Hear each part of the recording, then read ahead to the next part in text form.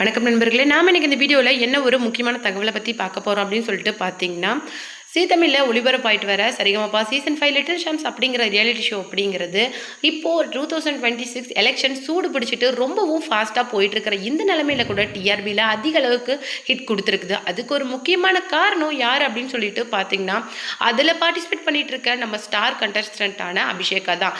ஏன்னா அபிஷேகாவோட பாடல் ஓவர் நைட்டில் வைரல் ஆகி ட்ரெண்ட் ஆகி அவங்களுக்கு மிகப்பெரிய ஆப்பர்ச்சுனிட்டிஸை தன்வசம் கொடுத்துருக்குது.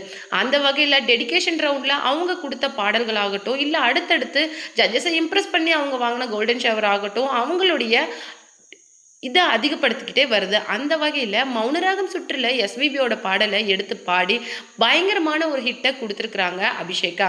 அந்த வகையில் அவங்க பாடின பாடலுக்காக ஜானகி மேம் ரியாக்ட் பண்ண விஷயத்தை தான் நாம் இந்த வீடியோவில் டீட்டெயிலாக பார்க்க போகிறோம்.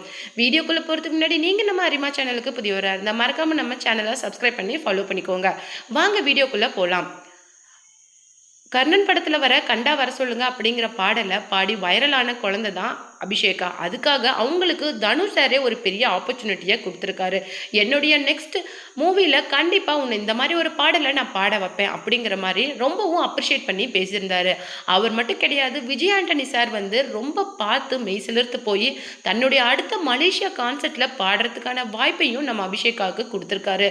அதுக்கு மேலே பாண்டியராஜன் சார் ஒரு படி மேலே போய் அபிஷேகாவை பிளஸ் பண்ணி கோல்டு செயினே ப்ரெசென்ட் பண்ணியிருக்காங்க.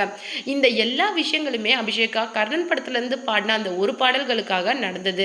இதில் முக்கியமான ஒரு விஷயம் என்னன்னு பார்த்தீங்கன்னா, தன்னுடைய பாடின 6 பாடல்களுக்கு மேலே அவங்க ஜட்ஜஸ் கிட்ட இருந்து கிட்டத்தட்ட 2 தடவை ஒவ்வொரு பாடல்களுக்கும் 2 தடவை கோல்டன் ஷவர் வாங்கி அதிகமாக ஜட்ஜஸை இம்ப்ரெஸ் பண்ணியிருக்காங்க. ஜட்ஜஸை மட்டும் கிடையாது, நிறைய சிங்கர் செலிபிரிட்டிஸில் முக்கியமாக எஸ்பெஷலி நம்ம சித்ரா அம்மாவை அவங்க இம்ப்ரெஸ் பண்ணியிருக்காங்க.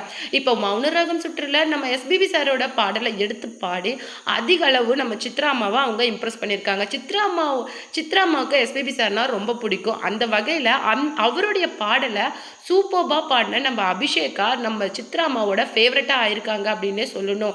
ரொம்ப லாங் கேப் விட்டு சூப்பர் சிங்கரில் ஜட்ஜாக வந்த நம்ம சித்ரா அம்மாவுக்கு இப்போது அபிஷேகா பாடின நிறைய பாடல்கள் பிடிச்சி போய் அவங்கள பிளஸ் பண்ணி நிறைய விஷயங்களை பேசிட்டு வராங்க.